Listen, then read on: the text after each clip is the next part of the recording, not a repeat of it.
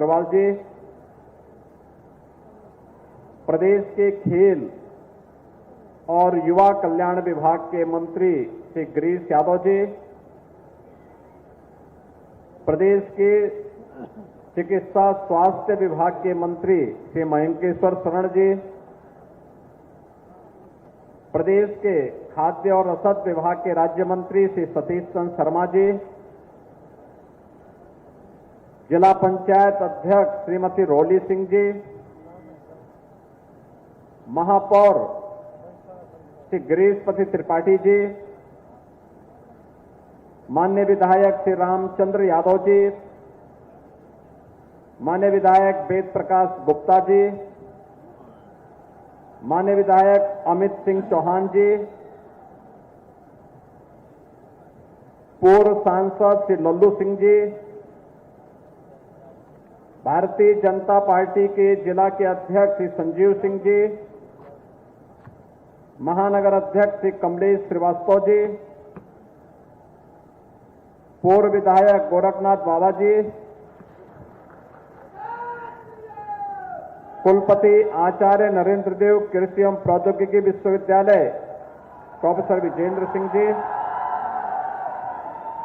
और आज के इस कार्यक्रम में उपस्थित प्रमुख सचिव कार्मिक एवं नियुक्ति विभाग श्री एम देवराज जी, विश्वविद्यालय के सभी आचार्यगण, भारी संख्या में उपस्थित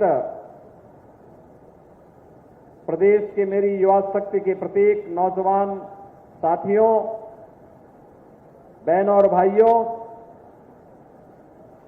आज यह मेरे लिए अत्यंत प्रसन्नता का क्षण है कि अयोध्या के आचार्य नरेंद्र देव जी के नाम पर स्थापित इस कृषि और प्रौद्योगिकी विश्वविद्यालय में मुझे इस रोजगार मेला और युवाओं को तकनीकी दृष्टि से सक्षम बनाने के लिए स्वामी विवेकानंद सशक्तिकरण योजना के अंतर्गत टैबलेट और स्मार्टफोन वितरण के आज के इस कार्यक्रम में आपके बीच आने का अवसर प्राप्त हुआ है।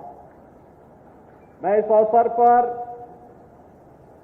जिन नौजवान साथियों को अभी नियुक्ति पत्र और स्मार्टफोन वितरित हुआ है, उन्हें और जिन्हें इसके साथ ही वितरण होने वाला है, उन सभी को मैं हृदय से बधाई देता हूं। उनके उज्जवल में भविष्य की कामना करता हूं। बहनों और भाइयों, हमारा युवा हमारी प्रगति का मापक है, भारत की सशक्तिकरण का माध्यम है, उसकी धुरी है। और इसीलिए प्रधानमंत्री मोदी जी को जब कहा गया कि देश के अंदर जातिवाद की राजनीति है, आपका इसमें क्या कहना है, तो मोदी जी ने कहा कि मेरे लिए तो देश में केवल 4 जातियां हैं। 4 जाति को उन्होंने ज्ञान के रूप में कहा। ये भारत का मूल है और इसके सशक्तिकरण के लिए हमें कार्य करना है। इसमें उन्होंने कहा, एक है गरीब की, दूसरा है अन्नदाता किसान की, तीसरा है युवा की और चौथी जाति है आधी आबादी नारी की। यही 4 जातियां हैं। गरीबी उन्मूलन की दिशा में जीरो पॉवर्टी के लक्ष्य को हम प्राप्त कर सके, डबल इंजन की सरकार इस पर कार्य कर रही है। अन्नदाता किसान समृद्ध हो, उसकी आमदनी बढ़े। कृषि और प्रौद्योगिकी विश्वविद्यालय कृषि वैज्ञानिक और प्रगतिशील किसान मिलकर के इसके लिए प्रयास कर रहे हैं, उसके परिणाम आ रहे हैं।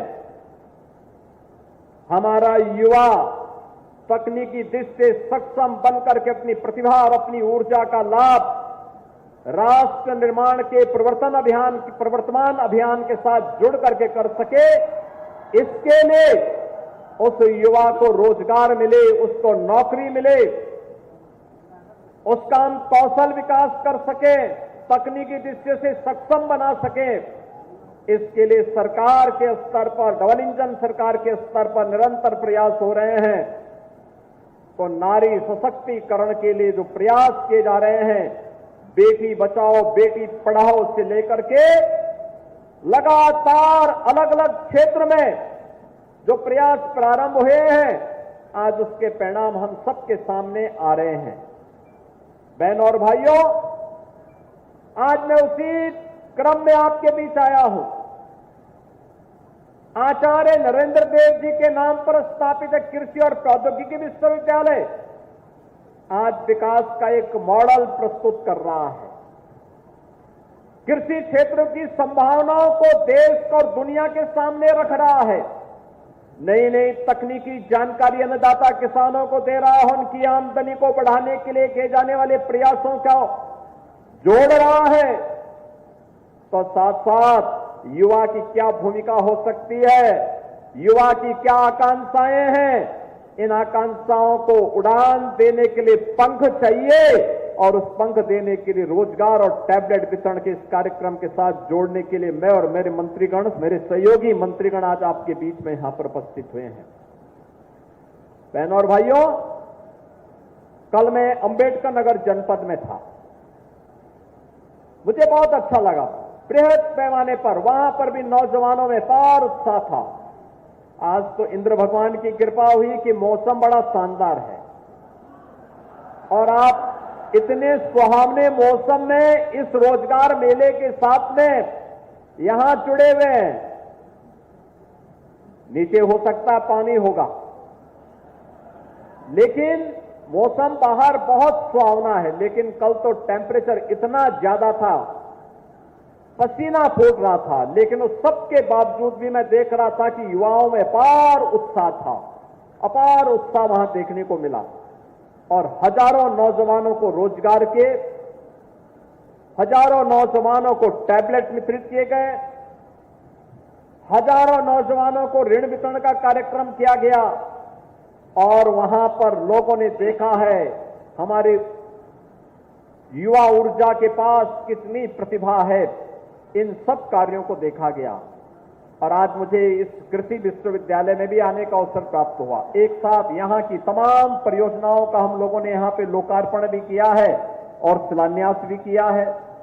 इन योजनाओं के माध्यम से विश्वविद्यालय की भावी प्रगति को भी हम लोगों ने आगे बढ़ाने का काम किया है। और विश्वविद्यालय के लिए, यहां के लिए, चाहे वह विभिन्न प्रकार की जो परियोजनाएं हैं, यहां के आंतरिक मार्गों का है, राष्ट्रीय कृषि विकास योजना के माध्यम से सीड प्रोसेसिंग यूनिट की स्थापना के लिए भी जो सहयोग किया गया है, उसका भी लोकार्पण हुआ है। Modernisation of instructional fish farm के लिए भी यहां पैसा दिया गया है। इसके साथ ही भारतीय कृषि अनुसंधान परिषद द्वारा जो कृषि विज्ञान केंद्र है सुल्तानपुर, कृषि विज्ञान केंद्र सुल्तानपुर के लिए भी धनराशि जो दी गई थी, उसका भी लोकार्पण का कार्य संपन्न हुआ है। और कुछ कृषि स्नातकों के लिए बनने वाले छात्रावासों के लिए भी, और आज शिलान्यास हुआ है इस विश्वविद्यालय का अपना एक 35 करोड़ की लागत का स्टेडियम, एक यहां पे ऑडिटोरियम बन सके। ऑडिटोरियम के लिए भी अगर अगली बार आपको आने का अवसर प्राप्त होगा, तो बरसात हो या तूफान, आपके कार्य में कोई व्यवधान नहीं होगा, तब आप ऑडिटोरियम में बैठ करके आराम से अपना कार्यक्रम कर पाएंगे। इस प्रकार का एक ऑडिटोरियम यहां बनाया जा रहा है। इसके अलावा यहां पर अन्य तमाम प्रकार के कार्यक्रमों का भी शिलान्यास हो रहा है। इंटरनेशनल हॉस्टल का निर्माण के लिए भी, अन्य हॉस्टल के निर्माण के लिए भी यहां धनराशि उपलब्ध करवाने का कार्य किया जा रहा है, जिसके माध्यम से हम विश्वविद्यालय को आज के युवाओं की आकांक्षा के अनुरूप सक्षम बना सकें, उन सपनों को साकार करने वाला बना सकें, इसके लिए प्रयास प्रारंभ हुआ है। बहनों और भाइयों, विभिन्न कंपनियां, लगभग 100 कंपनियां आई हैं, जिन लोगों ने अपने स्टॉल विश्वविद्यालय के लिए अलग अलग सभागार में लगाए हैं और यहां बाहर भी लगाए हैं। वहां पर युवा जाएगा, अपनी रुचि और अपने अनुसार कार्य देखेगा, उसका इंटरव्यू होगा, उसके बाद उसे नियुक्ति पत्र जारी होकर के एक दिन उसे कंपनी बुलाएगी और फिर अपने यहां प्लेसमेंट देगी, एक पैकेज देगी।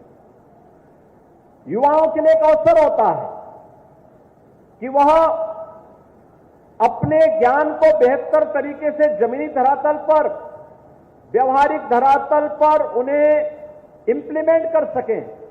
इसके लिए वह जॉब करता है, इसके लिए उसको तमाम आवश्यकताओं की पूर्ति में अपने आप को सक्षम पाता है और इसलिए सरकार ने प्रयास प्रारंभ किया है।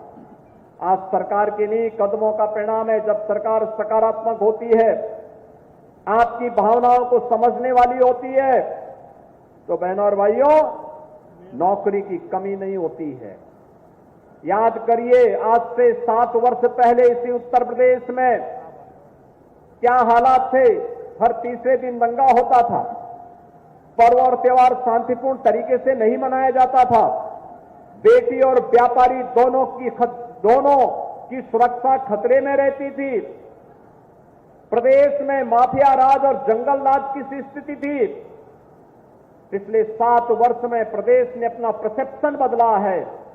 आज उत्तर प्रदेश सुरक्षा और कानून व्यवस्था का तो मॉडल बनाई है, देश के अंदर निवेश का ड्रीम डेस्टिनेशन के रूप में उभर करके दुनिया के निवेश को अपने यहां आकर्षित करने में सफल हुआ है। प्रदेश में जो निवेश आ रहा है, इसका परिणाम है कि हमने लाखों नौजवानों को नौकरी उनके गांव और उनके घर में देने में सफलता प्राप्त की है। 1,62,00,000 से अधिक नौजवान इस निवेश के माध्यम से अब तक नौकरी और रोजगार प्राप्त किए हैं।